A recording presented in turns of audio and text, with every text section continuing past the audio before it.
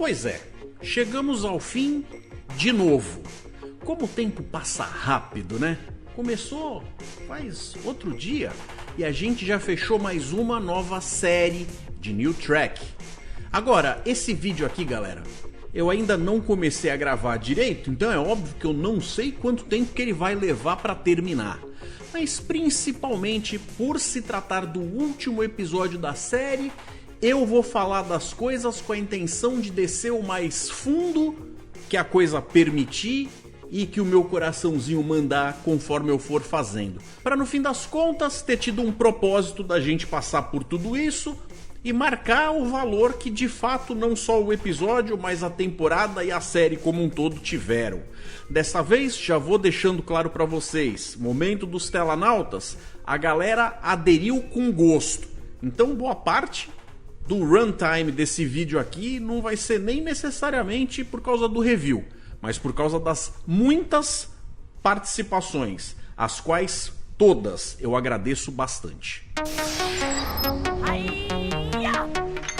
Então, finalmente dando início, salve telanautas! Eu sou o Heitor Teixeira, pra gente falar sobre o finale de Lower Decks, Star Trek Lower Decks, com o seu 10º episódio da 5ª temporada, a próxima geração. Tenho certeza que em um monte de lugares que vocês olharem por aí, a galera vai estar comentando a mesma coisa. Essa série vai deixar saudades. Tá certo que, e eu não sei se vocês concordam comigo, mas o grau de escracho e exagero da forma como eles fazem as narrativas e as escolhas dos plots das historinhas fazem com que, na minha opinião, fique até mais difícil considerar tudo o que acontece nessa série como canônico.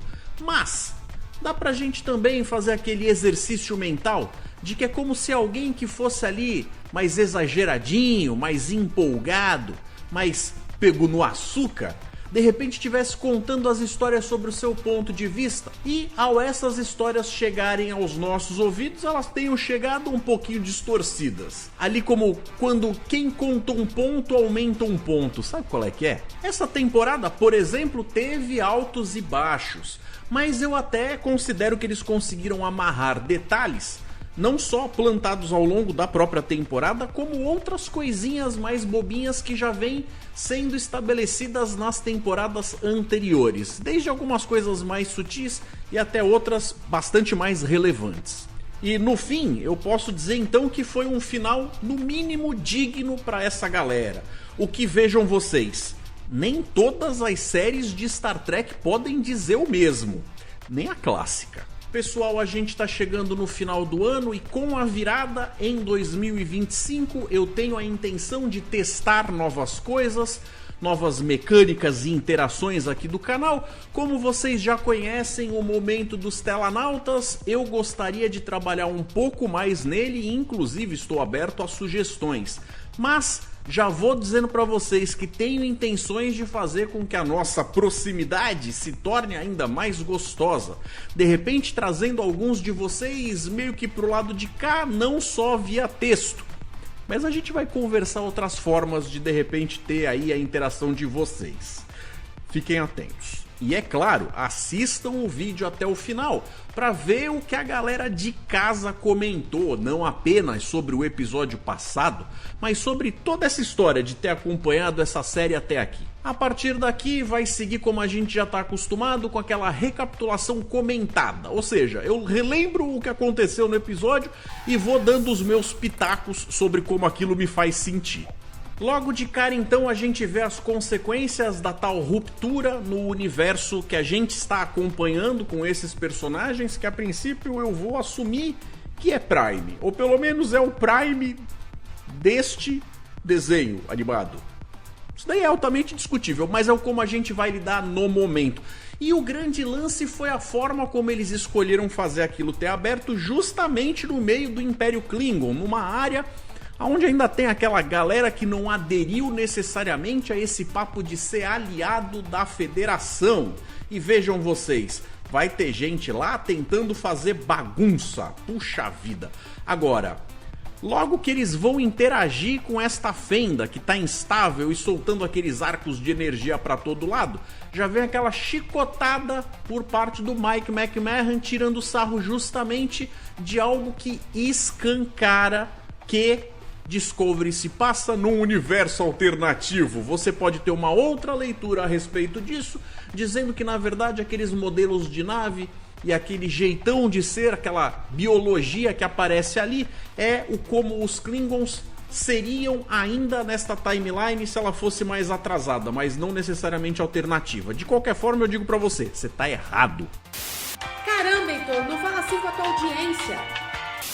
E aí, voltando pra nave, a gente dá um pulo pra um pouquinho antes do final do episódio anterior, porque justamente é quando a gente vai ver o Boimler recebendo a mensagem do Boimler, que nem é de uma realidade alternativa, ele é só a duplicata dele desta mesma realidade, se não ficou claro pra alguém aí em casa. Aí o que eles fizeram foi mostrar um pouquinho daquele momento de calmaria com as duas, que agora são seniors de ciência, a T'Lin e a Tendi, ali meio que tentando se entender com as coisas que estão conversando, e mostraram um certo grau de frustração por parte do Rutherford, que eu vou dizer pra vocês que eles insistem nisso meio que até o final do episódio, de um jeito que eu não sei se necessariamente se justificou, porque parecia que eles estavam tentando alcançar um determinado algo, que eles apontavam pra lá várias vezes, mas no final, aonde a coisa chegou, não me demonstrou ter nada a ver com o que estava sendo montado.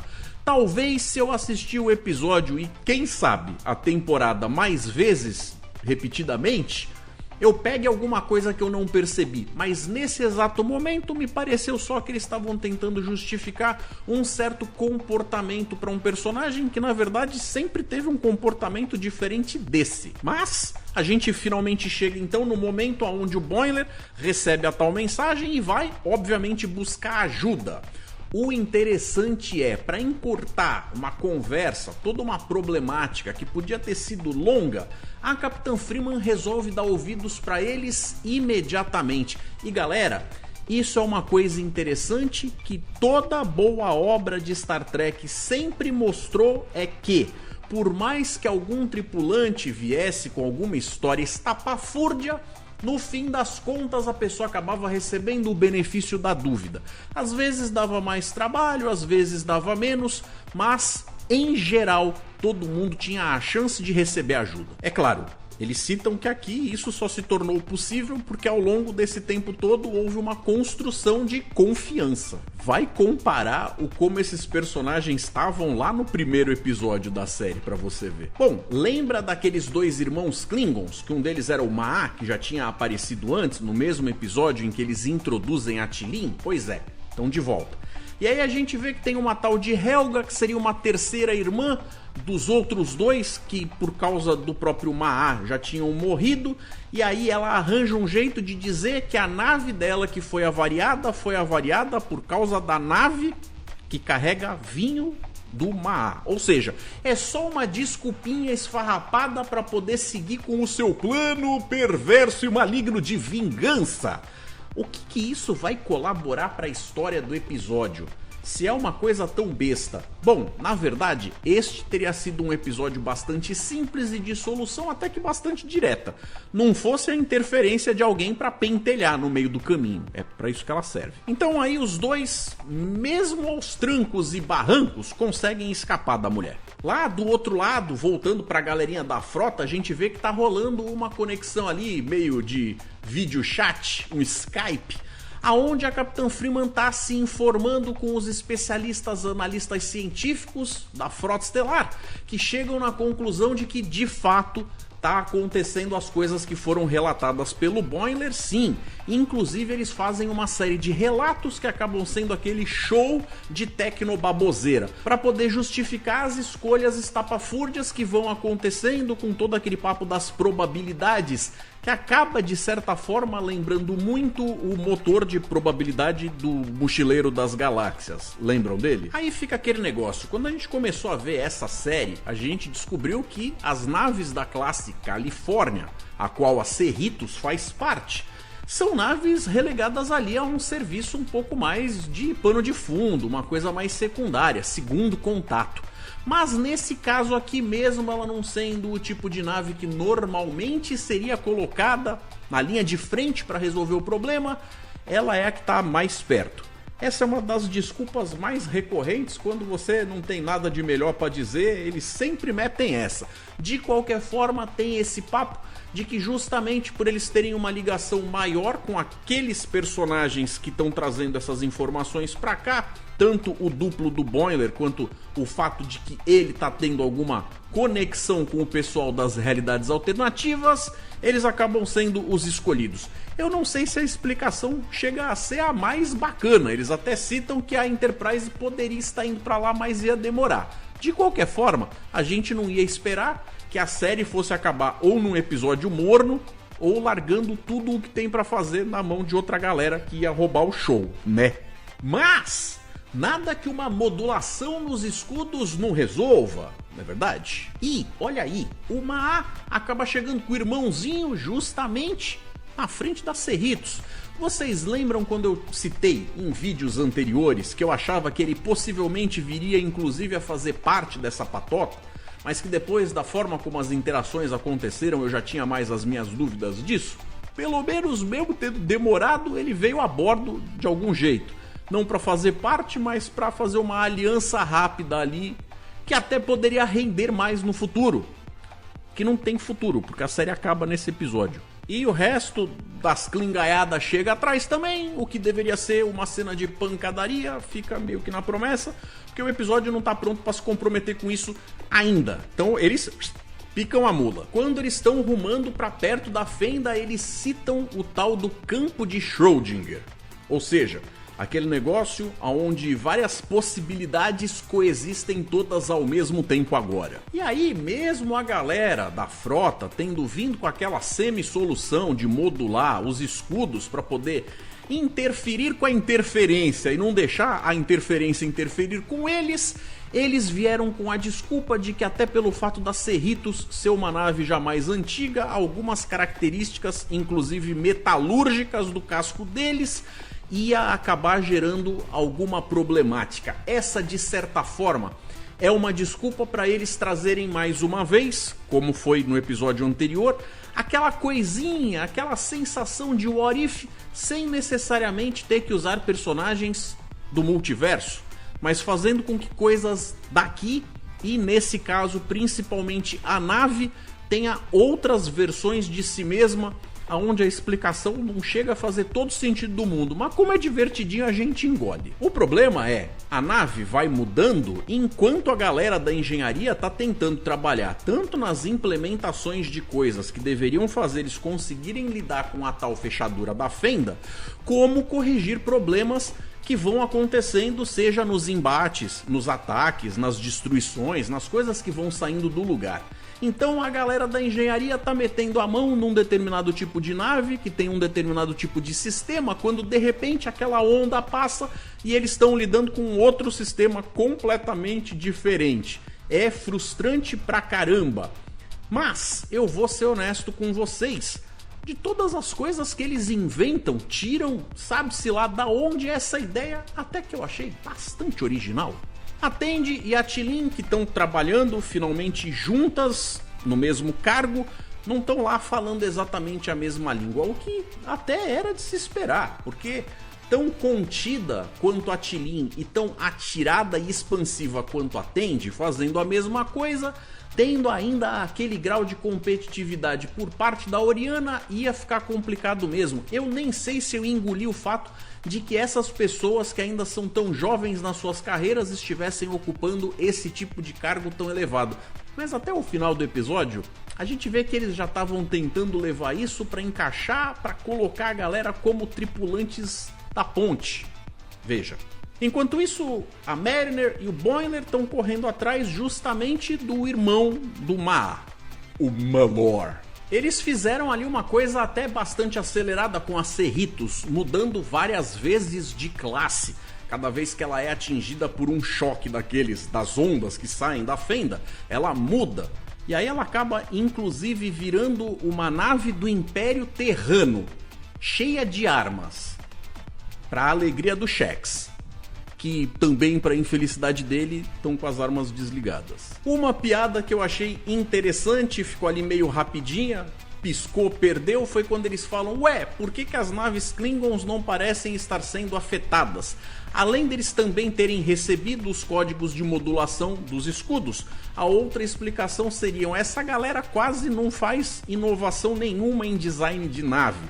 O que na vida real representaria o fato de que o estúdio quase não investia nisso para os inimigos, os aliados ou os antagonistas não terem que ficar criando naves que para serem feitas em suas maquetes ia custar uma fortuna. Então a gente engole que aquela galera tem mais do mesmo. Então se ela muda para outra coisa tão parecida com o que ela já é, que você de fora nem nota. Então estão lá os Klingons querendo esses Klingons que estão aqui, mas como o Malor sumiu, fica aquele negócio da gente de repente descobrir que, putz, quem de fato escondeu o cara foi o Jack Hanson. E por que ele fez isso? Porque é a mensagem que tinha sido recebida justamente para poder falar: olha, faz aí o que está sendo falado, porque essa galera é bandidona, entrega eles para os Klingons e tudo mais. Foi uma versão fake news do almirante, o marido da capitã, e ele já tinha se ligado nisso. Então ele usou o seu direito de repente não seguir ordens ou seguir do avesso de um jeito que ele julgava mais proveitoso, para criar tempo o suficiente para que eles pudessem resolver as coisas de outra forma. Eu sei que esse negócio de ir contra as ordens da capitã meio que abre margem para uma série de discussões, mas talvez em toda a série tenha sido a coisa que o Jack Hanson fez que mais eu concorde ou entenda. Galera, como eu falei, a missão em si até que era para ter acontecido de um jeito bastante simples. Que em um episódio eles não iam reinventar a roda de fazer toda uma pesquisa científica para descobrir o que tinha que ser feito. É quase aquele negócio do MacGuffin, você tem que ir do ponto A ao ponto B e implementar uma determinada coisa. O problema é, pro episódio acontecer, eles criaram esse negócio desse impasse com os Klingons para justamente ter algum tipo de contratempo. Sem drama não tem história. Só que durante esse tal conflito, mesmo eles estando com armas até os dentes do tal Império Terrano, elas estão desligadas. Então eles acabam ficando meio impotentes. Mas, meus amiguinhos, é para isso que você tem uma tripulante a bordo, que é uma semideusa olimpiana. Lembra dela? Daquele episódio dos cubos e das esferas? Pois é, foi bacana o como usaram ela aqui. Apesar de que, vamos lá, aquele episódio ainda foi tosco. Então, depois de tomar o chablau energético da mocinha olimpiana, aquelas naves Klingons acabam ficando sem os seus escudos modulados. E aí, galerinha, se eles não têm nada que proteja eles justamente dos impactos das ondas que vêm da tal fenda, eles não vão ter só a nave mudando, mas eles próprios, para versões alternativas, dessa vez para Proto-Klingons, que já tinha aparecido num episódio da nova geração, quando eles meio que retrocedem, vão para uma situação ali onde seria uma versão Neandertal dos Klingons que se parece com aquele besourão lá que vocês viram no desenho. E aí, Xablau, mais um impacto e a Cerritos acaba virando uma classe Sovereign, aquela da Enterprise E. Logo depois ela vira uma Obert, uma Galaxy Class, depois uma Miranda, até que ela acaba voltando de fato ao normal. E é justamente aí que o Rutherford tem uma epifania, que ele tava começando a ficar bravo com o fato dessa nave ser velha, nada funcionar, que ele estava perdendo aquele amor que ele sempre teve do ponto de vista da engenharia e tudo mais, mas é quando cai a ficha para ele de que esta nave, justamente por ser feita de um jeito que é altamente modular, que ela se adaptaria a todo tipo de missão, de suporte e tudo mais, nesse aspecto é como se ela meio que funcionasse ali que nem um Lego. Ele poderia mudar ela para que ela tivesse outras características que neste momento fossem ajudar mais. A gente acredita no que ele fala. Eu não sei se necessariamente eu acho que a nave tem as características que ele descreveu. Mas tudo bem. Porque aí o que ele acaba fazendo é usar a própria improbabilidade que está lá fora, no campo energético, servir como alimentação energética para o motor. Ou seja, é besta. É, besta pra cacete. Mas eles fizeram de um jeito que ficou tão divertidinho. E aí a gente vê que quando as naves no plural, ela começa a se dividir em duas, estão sofrendo justamente a dupla de ciências que tem que arranjar um jeito de se entender para conseguir juntas tomarem a atitude mais em uníssono para fazer com que elas voltem a juntar as duas naves. Aí eu vou dizer, foi até meio dispensável, mas também ficou aquele negócio de mostrar que pessoas que conseguem vencer as suas diferenças rendem mais quando estão trabalhando juntas. Fofinho. E aí, da forma talvez até mais improvável, quem é que dá a ideia que funciona meio que como um checkmate para a solução ali do impasse? É justamente o Klingon bobão bêbado do Malor, que acaba citando que na fazenda, quando você tem uma determinada enxurrada que você não pode segurar, ao invés de tentar detê-la, você constrói uma represa em volta dela.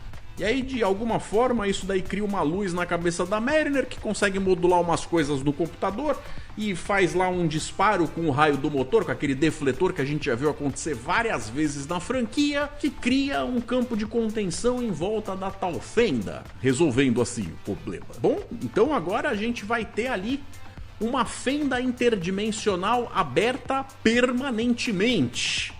A frota vem até dar uma verificada no que está acontecendo. É claro que eles deixam ali subentendido que passou-se algum tempo, quando a própria frota do Império Klingon oficial chega no local e entende a situação, eles meio que honram o Ma'a com o comando da frota da tal da Helga, que a essa altura do campeonato já foi pro Babau.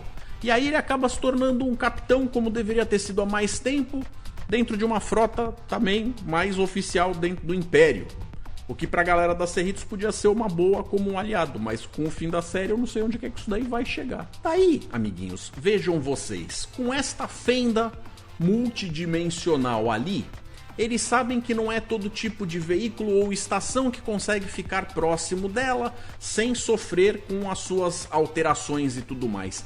Então ficaria uma parada parecida com a Deep Space Nine em volta do seu wormhole que liga o nosso setor aqui do quadrante alfa com o quadrante gama. Esse, no caso, ligaria com outras dimensões paralelas, mas como não é qualquer estação que consegue ser instalada ali, a estação que por acaso tem as características necessárias, até por juntar tanta peça velha e tanta coisa de tantas eras diferentes, é justamente a base estelar 80 que eles acabam trazendo para colocar ali, para agora ter essa função primordial de controlar o tráfego do lado dessa fenda. E, meus amigos, quem é que eles colocam no comando dessa estação? Sim, como a gente já tinha visto mais lá atrás, quando tinha sido falado no primeiro episódio dessa temporada, que a gente viu aquela galera do Xoxo Verso, a gente sabia que a Capitã Freeman não estava lá, porque tinham falado que ela tinha sido realocada na base estelar 80, e aí depois, quando se seguiram os outros vídeos falando sobre os reviews dos episódios, eu comentei que na minha opinião era porque talvez a gente tivesse uma visão que não era exatamente aquilo, e aí eles acabaram mostrando que na verdade eu não estava tão errado, mas não estava exatamente tão certo. Mas depois que a gente descobriu que a base estelar 80 é muito menos pior do que a gente imaginava, fez até todo o sentido a gente ver ela sendo promovida para ser a capitã lá. Não que ela não fosse capitã antes, mas ela está absorvendo um tipo novo de carreira, de missão, e agora, vejam, vai até ter a chance de ficar com o marido por perto. Ele foi lá morar com ela, o que seria então de fato um prêmio para uma personagem que já passou por tanta coisa ao longo da série e realmente merecia algum tipo de recompensa bacana. E depois de tudo isso, eles resolveram fazer uma mudança última no personagem, fazendo com que o Rutherford esteja 100% orgânico. Teve algumas coisas ali, quando ele estava modificando a nave para ela poder enfrentar a situação, ele até arrancou o implante dele lá e tudo. Não sei se de repente ali, com algumas das variações, ele acabou ficando com aparência de alguma versão alternativa, ou se foi só alguma coisa que de fato melhoraram nele lá na enfermaria ou algo assim, porque honestamente essa parte, se explicaram, eu perdi. Mas ele agora estaria 100% humano e mais suscetível a ficar com vergonha, por exemplo, porque agora ele não tem nada que controle os hormônios no carinha.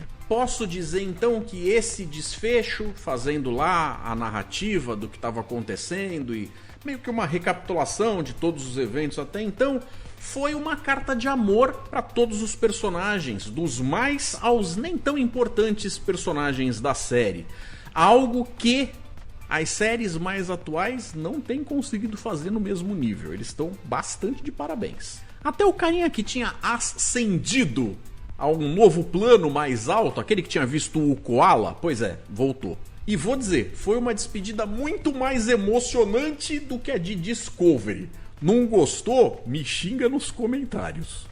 E agora, sem a Capitã Freeman, quem é que é o novo capitão da Cerritos? Ué, óbvio, a fila tem que andar. Então, eles promovem para capitão o Jack Hanson.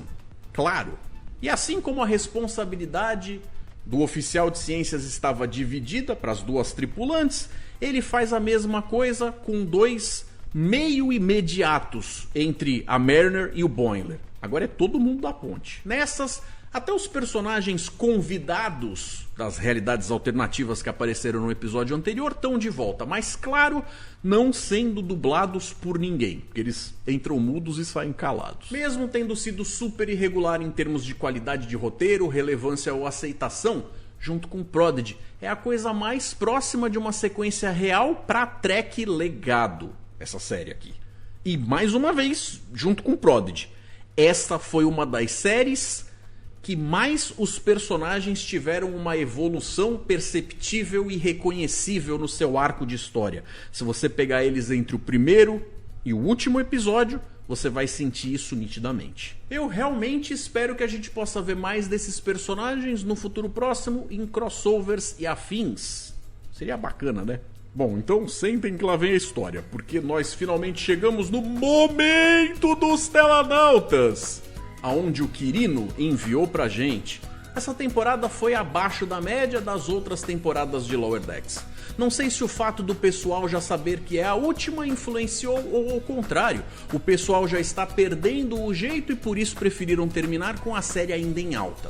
De qualquer forma, esse episódio eu curti muito. Essa tripulação tem uma química interessante e eu assistiria a outros episódios deles. Eu deixaria só um Kim. Adorei o pessoal que estava criando as fendas não serem vilões, mas exploradores com a pegada bem Star Trek. Outra coisa que eu curti foi o ritmo do episódio, com uma coisa logo depois da outra sem deixar a peteca cair. Quase um mini filme de ação. Sobre a série em si, eu gostei e vai deixar saudades. Não acredito que outra temporada será feita. Vide que a atual não foi de longe a melhor, mas teremos referências a ela em outras séries no futuro. Nem que seja só outra nave do padrão da Cerritos ou coisas similares. Sobre a timeline de Star Trek, Lower Decks está depois de DS9? Só séries que se passam depois na timeline poderiam colocar algum personagem da série. Já sinto saudades e espero que novas séries surjam para termos essas referências. Um abraço. Quirino, de fato, Star Trek não precisa de vilões. Eles sempre conseguiram contar boas histórias onde o impasse de uma situação meramente científica, ou ética, ou moral, ou outras coisas parecidas eram o suficiente para entreter a pessoa que tá lá mais interessada para ter uma série intelectual do que simplesmente pancadaria, tiro, porrada e bomba. E sim, ela se passa depois de Deep Space Nine. Já o Júlio César enviou: acabou o milho, acabou a pipoca, meu amigo. Temporada muito irregular, em que os enredos ficaram muito abaixo do que foi feito nas temporadas anteriores. Nessa última temporada, poderiam fazer uma homenagem muito maior ao universo Trekker, amarrando todos os capítulos em uma história só, aglutinando esses personagens variantes como o elenco dos últimos 2 episódios. Abriram realidades e não mostraram nada, como no caso que acharam uma nave no universo em miniatura preso como um piolho do universo roxo. O que fizeram nessa última história era para ter sido trabalhado desde o início. Ficaram poucas coisas dignas de serem lembradas. O episódio da cabeça do Data é a única coisa que ficou na minha memória afetiva. Obrigado por esse trabalho, meu amigo Heitor. Sua visão lúdica e humanizada nos comentários ajudaram bastante nessa travessia. Vida longa e próspera e que venham novas viagens. Mas que foi um desperdício de bons personagens, isso foi. Julião, ter personagens convidados é muito bacana, mas é sempre uma muleta. Então, eu sou partidário da ideia de que você fazer uma junção de personagens dificilmente dá errado, a menos que o cara escreva muito mal. Poderia ter rendido? Poderia sim, mas eu jamais deixaria isso pro último episódio, porque eles com certeza roubariam todo o peso dos personagens donos da própria série. Então eu acho que nesse sentido não ia fazer tão bem pra coisa.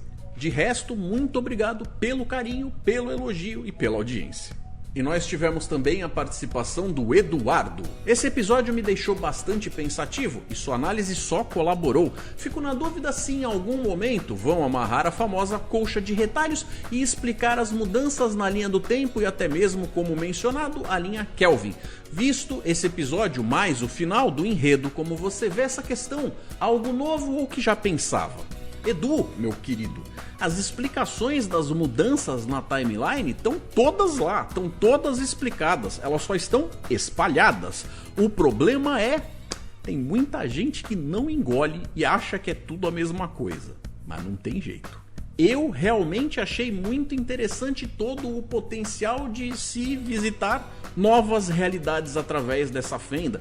Seria assim uma forma ou uma desculpa bacana para você justamente amarrar personagens que vivem em lugares distintos, de timelines distintas. Talvez até um dia justificando uma unificação, vai saber. Então nós chegamos na vez do Tássio Andrade. Esse episódio, assim como o anterior, achei que começou bem morno e não estava gostando, porém foi esquentando até que chegou num ponto em que eu gostei. Porém, se teve uma coisa que não me desceu a goela abaixo, foi a do Kim. Essa piada não teve graça alguma pra mim. Ficou totalmente na cara no decorrer do episódio que ele seria o que geraria problemas e ferraria tudo. Eu não dei uma risada. Se tivesse deixado só a piada de ter vários Kim na nave e esse fosse só mais um alferes e não um tenente, pra mim seria melhor. Esperando que o final da temporada seja bom, pois essa com certeza será uma das séries de Star Trek que mais vou sentir falta. Tassião, vou te falar. Eu acho que o fato dele ter aparecido como tenente foi por si só a piada que todo mundo faz, porque é o que a gente lembra do final de Voyager. Agora, eu não teria colocado vários Kim, teria ficado só o tenente mesmo. Olha como a gente nesse caso não pensou igual. Agora veja, Star Trek tem andado tão em baixa que qualquer coisa minimamente bacana a gente aplaude. E olha aí a participação do José Aguiar. Mais uma vez, parabéns pelo canal. Cara, você foi fundo, hein? Sliders. Nos primeiros anos até que era bom, mas depois que se juntaram ficou horrível. Bem, gostei do episódio. Pelo jeito a continuação vai ser boa. Gostei do teu comentário e concordo com você. Se não nos falarmos mais, Feliz Natal a todos e um ótimo fim de semana.